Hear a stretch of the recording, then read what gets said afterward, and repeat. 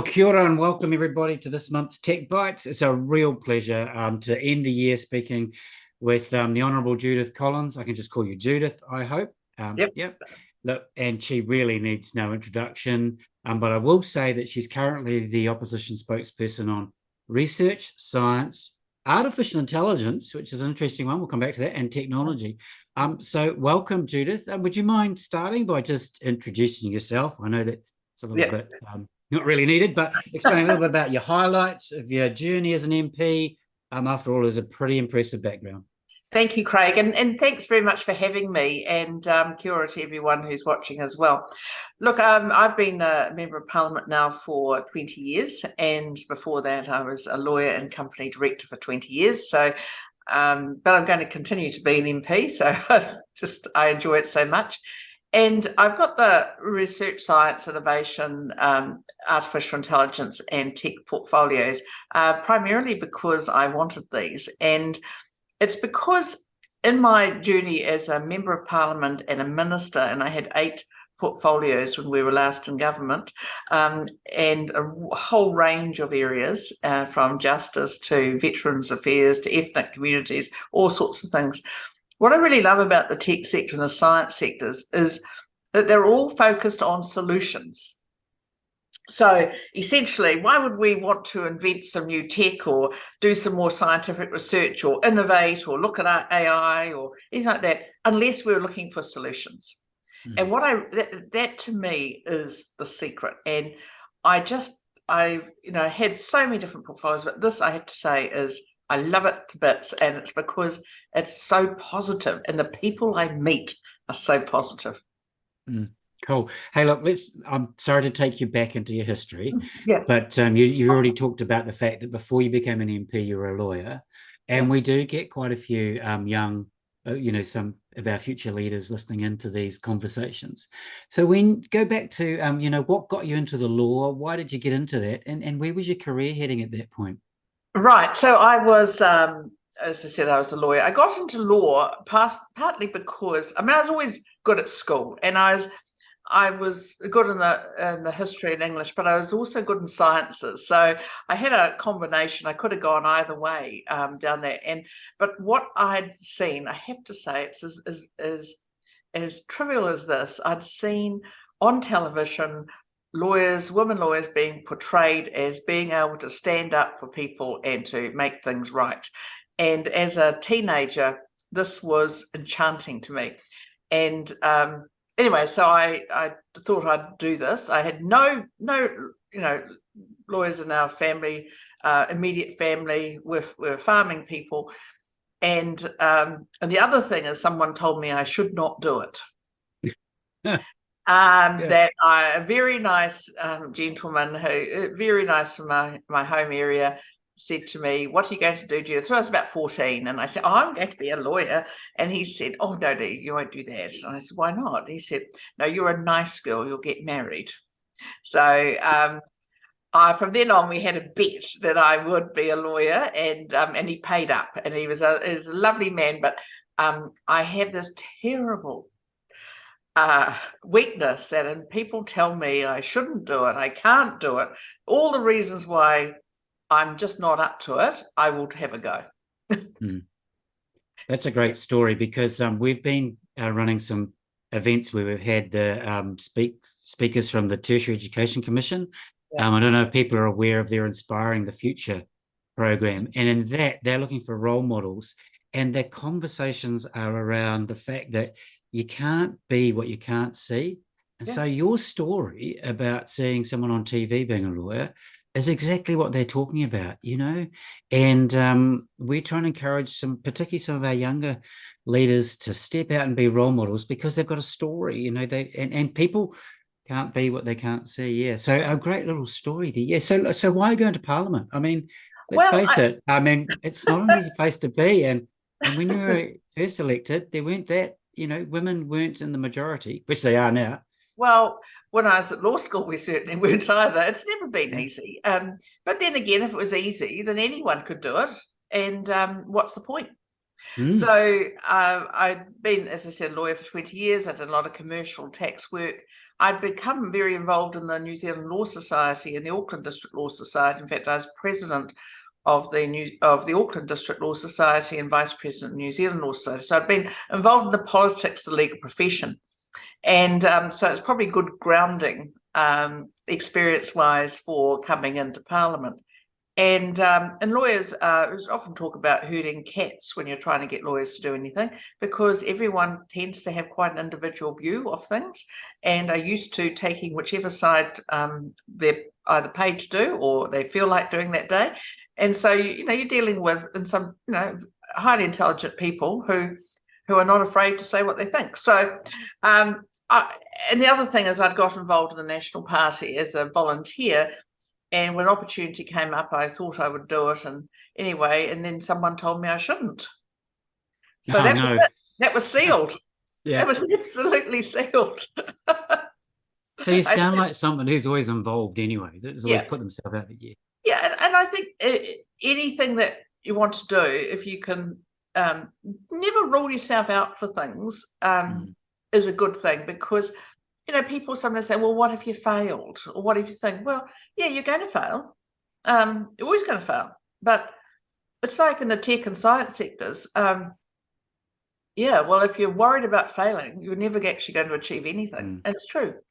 Yeah. In life. Hey, look, let's just take a little tangent there from just something you said, because I think you might have a few words of wisdom. It's been said that the younger generation, so I'm at the tail end of the baby boomers. Apparently we were joiners. We joined things even from when we were young, and then you get to the Gen Zs and the Gen Millennials, etc. The theory is they're not joiners, and they won't get involved. Have you got any words of encouragement to that generation about get involved? Yeah, I think so. So it's easy enough to become very focused on ourselves and our own issues and problems and everything in life. The problem with that is that then that's all we do. That's all we become. And I've found that, I'm often known for, in a positive way, for my resilience. Well, resilience, unfortunately, comes from experience. And what I often find, though, is that there is always someone much worse off somewhere that we come across. And so is it that joining helps us know that? Well, actually, I get my greatest enjoyment out of feeling that I am helping somebody or something to add value, to be part of a team. To me, that is incredibly enjoyable. And actually, by the way, very good for mental health, being part of some community, some joining thing. And I think maybe for younger generations, I'd say if you join up to something, then you might just find you get to meet some really nice people who share similar views or values to yourself and interests. But that will help you in your daily life, because it helps give you that resilience and that strength to fall back on. Yeah, good words. Okay, let's go back to your career. And so you're a lawyer. You've been in the Law Society, and you became a politician. So, what would be some words of wisdom for other people who might be considering a career in politics? I always think you have to have hard skin, to not let anything get through, for example. Yeah. Well, people often say, how do you cope? And that. And I think, well, because number one, I'm very fortunate. I have a family that's I know loves me, and I love them, and I think that's really helpful. I have friends who are the same, who are friends for years and years and years before politics and still are friends, so that helps. What I'd say to people is do something else before politics, if at all possible, because politics is it's a tough business, but it's also often not, someone in politics is often not entirely dependent on your own work or your own worth, because it could be that if you're in politics and central government, it could simply be that a party's time has gone to a sunset phase and you're going to be the victim of that. It could be nothing to do with what you do. And so the trouble I see sometimes for some people coming into politics too early is they don't have something to fall back on. So they either don't have another career, or they don't have work experience, they don't have something that gives them some balance in their lives, some family or whatever. So I would say that, we see some people have been very successful like that, but the other question is, for many, for how long? Or are they not adding value while they're still there because they don't have anything else they could do? Yeah. I can't believe I was just talking to people in my house this week around, Nancy Pelosi standing down as the Speaker of the House. Well, she's not going to be it, obviously, because she hasn't got the votes next time around.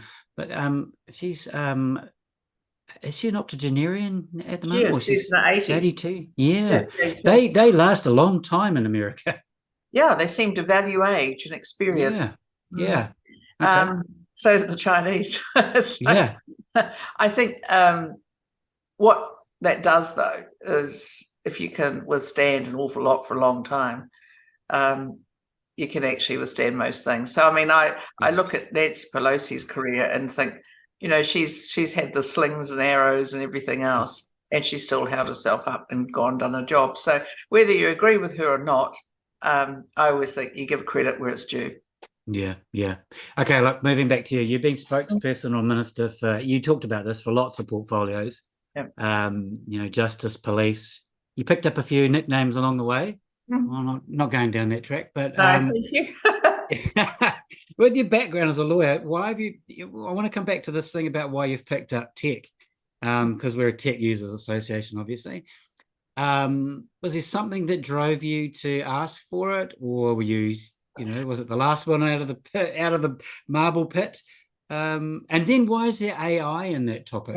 Right. As well? Okay. So I was actually on the campaign trail in 2020 when I had the wonderful hospital pass of, here we are, you do have to be the leader. I was going around businesses and we were talking about productivity, and it was really clear to me the only way forward was in the tech area. And I found out that we had so many businesses in tech and deep tech that were just waiting for something to happen to help, get themselves going a bit better. And it came to me that this was the way forward. It was basically me going out and seeing stuff. And I'll just give you an example. You talk about AI, right? Well, I love all of this stuff. Why? Because I've seen how it works. I'm going to use an example. Sutton Tools and Kaiapoi. I'm sure they won't mind me using this example. Sure. I was taken in there during the election campaign with yet another high-vis vest on to go and look at, drill bits being made. Right. Yeah. Doesn't sound that exciting. Whatever. So we went in, and actually I noticed that, quite observant, that these were being made by robotic arms. And they did have some, humans doing some of the finer ones, but mostly robotic arms. And I talked to them about it. I said, this is great to see. Was, productivity and all those sorts of things, and safety. And I said, where do you get your robots from? I talked to them and said, well, we got one from Germany, and then we worked out that we could probably make a better one. And so now we make robots. Oh, yeah. And I looked at this, and they had software developers working with engineers, and they were making robots. And I actually was there recently. It's all robots doing the work, and that, of course, that means the factory can work 24 hours, 7 days a week, and humans are there to make sure that the robots are working properly. But the other thing is that now they're exporting robots to the States, so other people can make drill bits robotically. So I saw this as incredibly important, and there's no other spokesperson I'm aware of in Parliament for AI, and that is because AI to me is the way forward when it comes to services like health and all the information that we can put into software that actually enables diagnostic tools, and this has to be the way forward. So for me, it is. I'm fortunate too, and I don't normally like to bring my family in, but my son is a software developer, so I've also been able to see some of the things that he can do that's really inspired me too. So you could say I'm learning from the younger generation. Yeah, well done. I would say that one of the things that it was impressive was when you were leader, you took the lead in launching the the National Party's technology policy, and I was on the webinar when you were presenting that. So I don't think it was a great day for you personally in the end, but you did take the lead, and I thought that was important from seeing because we know that technology is important. So you did take that. Then, if obviously things didn't quite go your way, but then you got back in. You got given the technology portfolio. You've had it for about a year now, I think.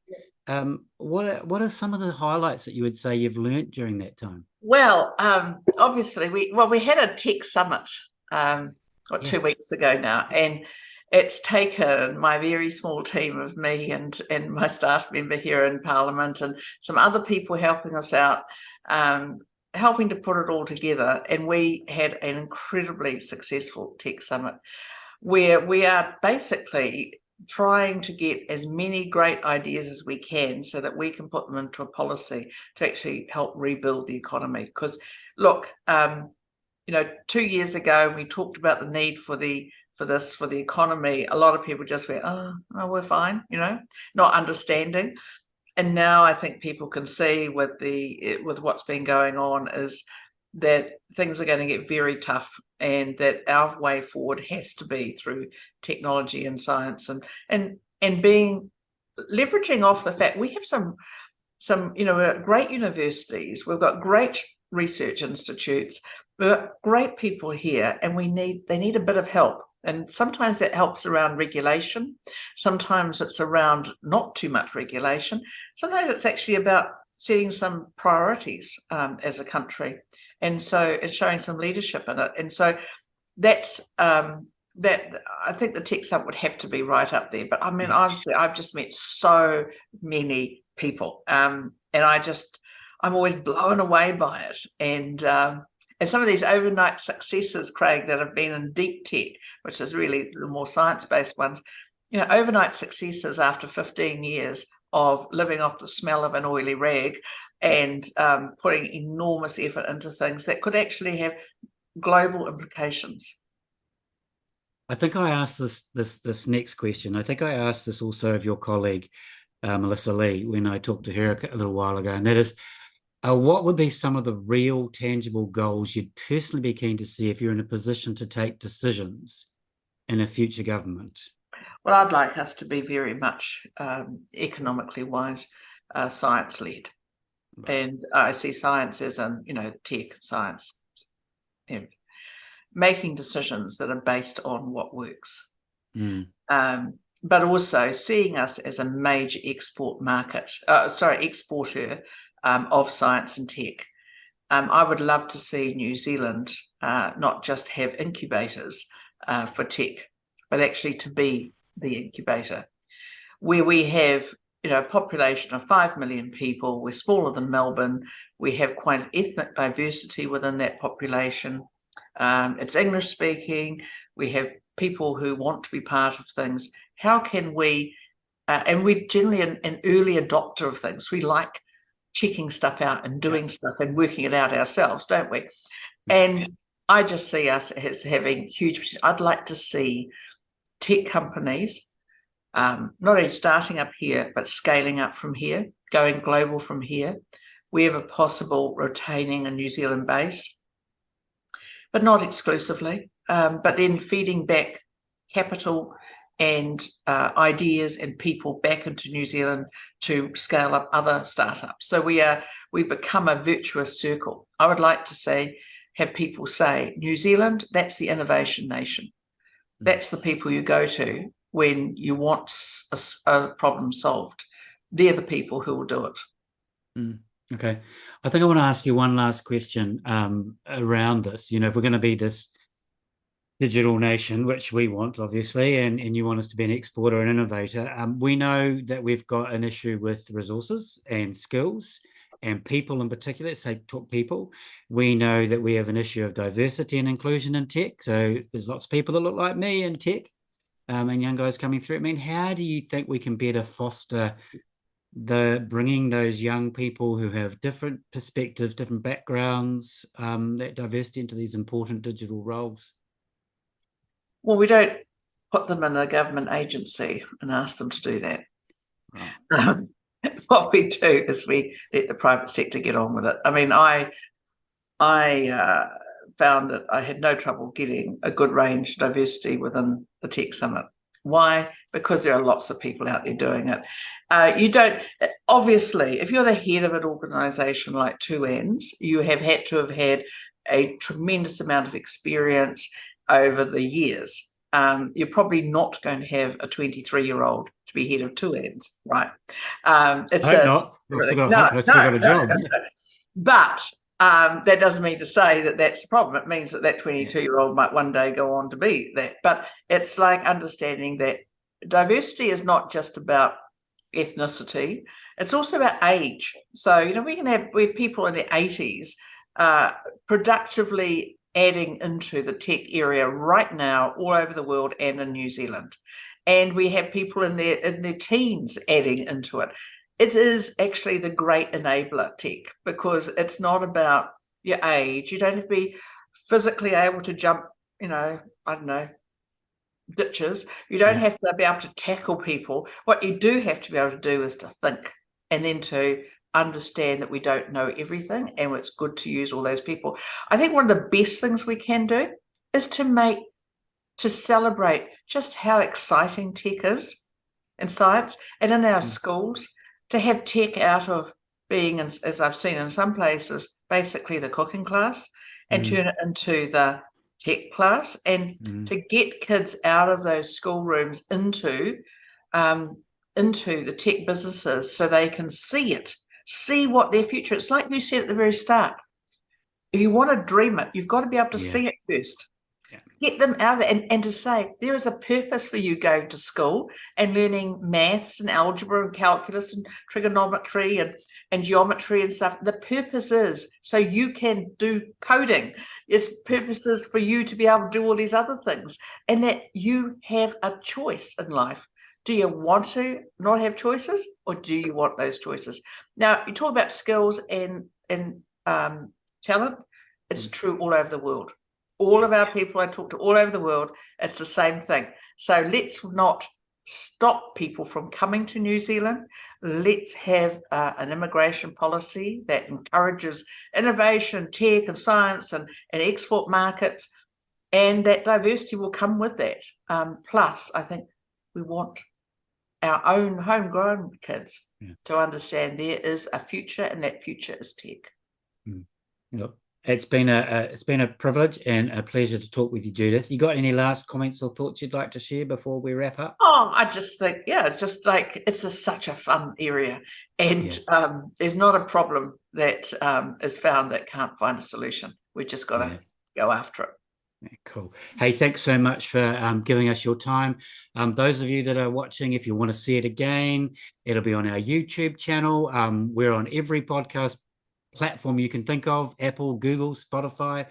And hit the subscribe button, because we want you to listen to each one we do each month. But apart from that, Merry Christmas, everybody. Happy New Year. I hope you all take a good break over that period. And Judith, I'm sure we'll be talking to you more in 2023, because it is going to be an election year after all, is it not? It certainly is, and bring it on, I say. Anyway, thank you, Craig. Lovely. That's all right. Bye. Ngā te wā.